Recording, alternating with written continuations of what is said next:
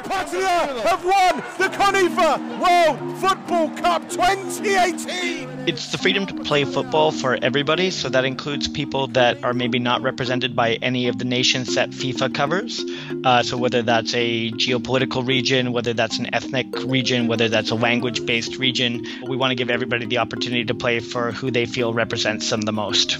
Representing a country at the World Cup is every soccer player's dream. But what if the region that they call home isn't a recognized nation? Non-traditional borders are fine for us. CONIFA, or the Confederation of Independent Football Associations, is the answer. The non-profit just hosted its third Football World Cup in London, and it featured teams such as Tibet, Abkhazia, Western Armenia, United Koreans in Japan, and many others. You have some teams that are by nature politically charged. And then you have some other teams that seem to be a celebration of a niche culture.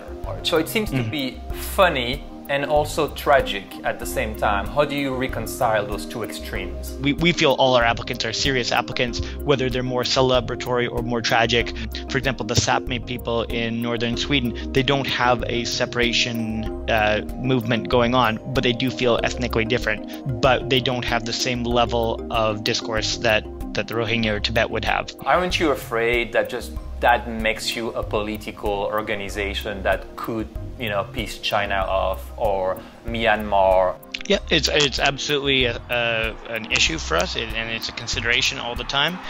For example, we had for our recent World Football Cup some sponsors that were happy to be on board until they found out Tibet was coming. You guys keep saying you're non-political, but just because you mention open borders, that automatically makes me think that in a way you all are very progressive. I just think like open border is by itself a political opinion nowadays. Yeah, I would say, I mean, that's fair. I think we're all progressive because we all want everybody to have the opportunity to play, and I think that by nature is progressive, whether you're talking about gay rights or equal rights for any kind of organization. I feel like that's always sort of a progressive movement regardless of what you're talking about. There was quite a lot of oppression going on against the teams who wanted to participate from governments who should know better. That's Steve Clare. He covered the 2018 CONIFA Football World Cup in London for his website Prost America. He was there to report on Team Cascadia, a region that includes Oregon, Washington and British Columbia. What do these different states have in common? Being at one with nature and the environment and caring about it, progressive leaning politics would also be a hallmark of all three. But he also ended up writing about a series of juicy diplomatic scandals. For one, he acquired a copy of a letter from the Republic of Cyprus urging tournament venues not to host CONIFA games in their stadiums.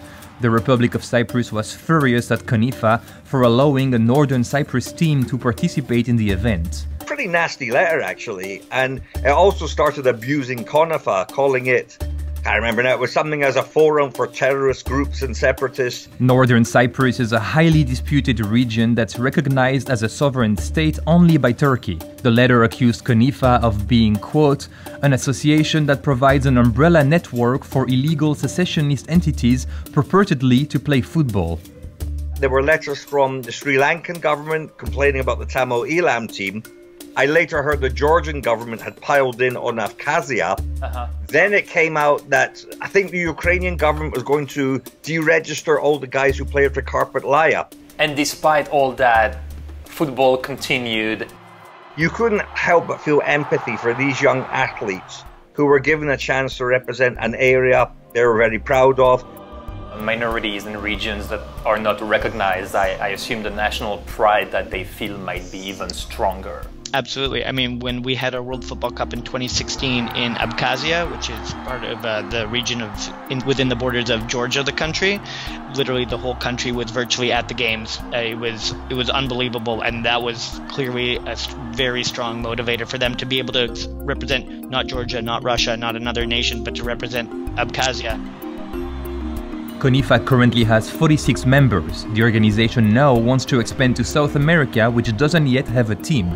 It's also in contact with Native American tribes to see if they would be interested in becoming members. The location of the 2020 Football World Cup will be decided in January, and a Women's Cup is also in the works.